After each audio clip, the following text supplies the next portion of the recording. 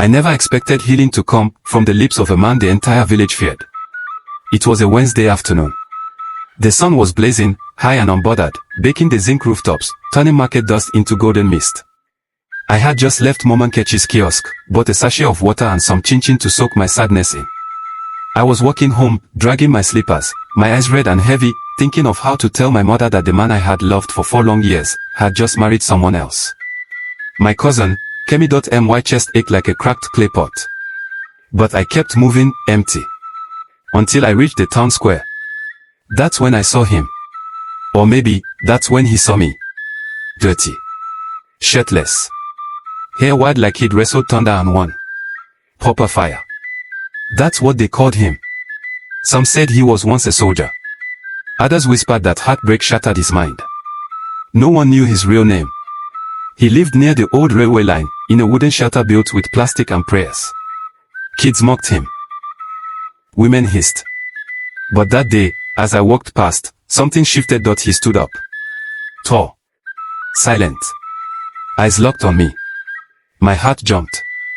The whole market froze. Even the yam seller dropped her knife. And then, he walked up to me. Lifted my chin gently. Looked straight into my soul. And whispered. Why are you crying like someone who has forgotten her worth? Before I could speak. He kissed me. Not wildly. Not harsh. Just one, soft kiss, like he was returning something he borrowed from me, long ago. And then, he stepped back. Nodded. Sat down. For 3 seconds, silence. Then, chaos. Laughter. Screaming.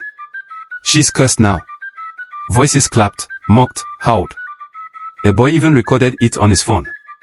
I stood there. Stunned. Shamed. But my feet wouldn't move. Yet. For the first time in days. I didn't feel like dying. My tears stopped. And somehow, I felt seen.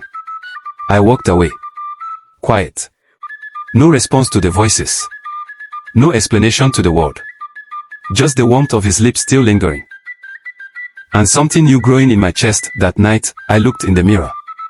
I didn't see a curse. I saw life. Like someone had reminded me. That I matter. Hopeful tone, closer to a whisper. The next morning, I stood by the railway tracks. Waiting.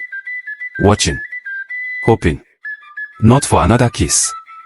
But for truth. For understanding. For the man the world laughed at, but who somehow loved me honestly. That was the beginning. Of a story no one will believe. But everyone needs to hear. Because sometimes, the one they call mad, is the only one sane enough to remind you that you are worth loving.